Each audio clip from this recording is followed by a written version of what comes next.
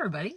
I hope you're well and enjoying the significantly cooler temperatures today, which are quite nice. I positively had to go in and put on a longer sleeve shirt when I went outside today. And yes, I am in my car today. I'm not going very far. I tend not to get out of my car very much, but I can drive. And so I'm thought for old time's sake, it's been a long time since I've been able to do my video in the car. So I came back and just to remind myself that I'm on the road to recovery. I thought what I'd do today is talk a little bit about some of the environment and energy and technology bills that we passed this year. As a continuation of last week, I talked about the agricultural bills, and some of those are in, some of those were finance bills, a lot of them. Others were environment, or at least environment related.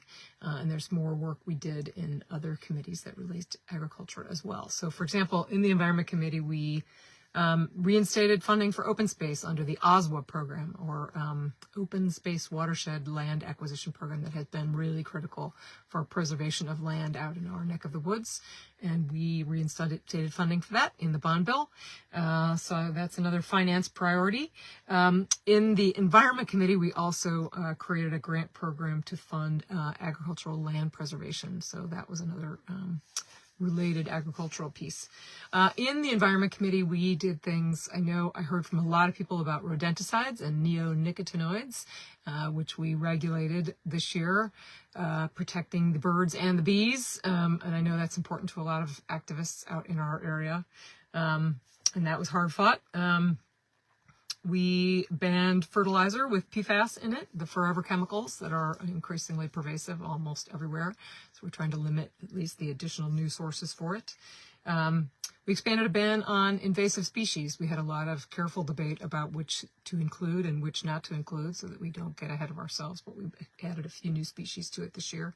And we also created a program known as EPR, for batteries. So EPR stands for Extended Producer Responsibility, and it's part of a broad set of policies that basically ask the producer, who is the one choosing how to make a material, profiting from the item that they sell, maybe choosing certain packaging, that producer who's making the decisions about those, how the item is produced or how it's packaged, be responsible for the end life of those things, so that we can, in that good, healthy decision-making point, choose, better materials that are more environmentally responsible and have them look at the whole cost of the products that they produce. So we created a program this year for batteries, which will, as a lot of people know, batteries can cause a lot of soil contamination and other bad results. So I think that's a good move forward.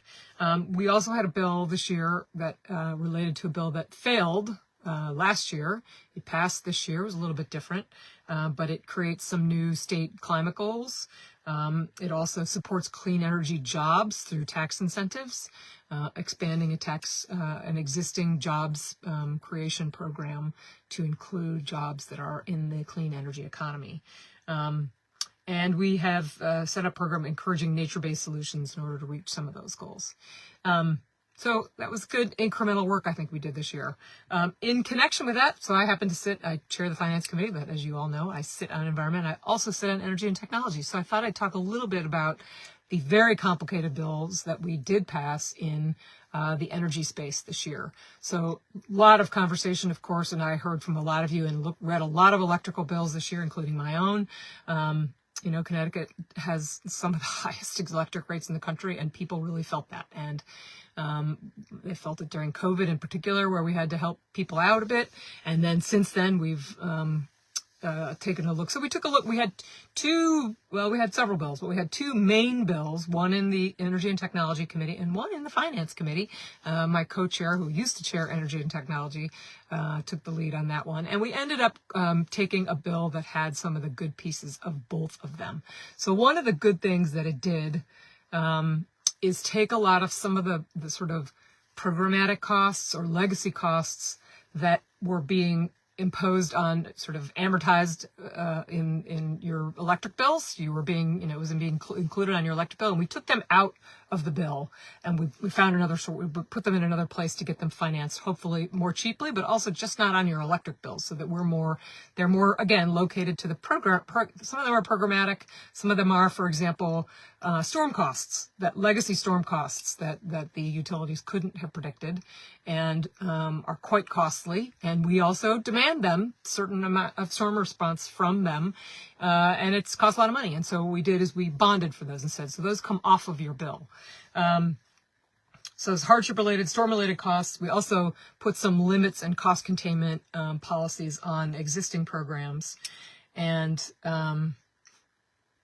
made a bunch of other systematic changes to try to increase efficiency and to make the grid more resilient. And we expect the sum total of this to create about $780 million in savings over the next few years, which hopefully will help lower costs and make our grid better. So I think a lot of those, I think it's important to think of those two sets of policies together, because they're both really important and can sometimes, send us in different directions. And so looking at both at the same time is super important. I think next week, maybe I'll summarize some of the things that I haven't covered already that we did in the Finance Committee, which I think were pretty impactful this year. So hope you're well. Hope you are cooling off a little bit, maybe opening your windows at home. It's awfully nice outside. So take care and see you this week. Maybe I'll see you out there over the weekend, although I'm not out much, but have a great weekend.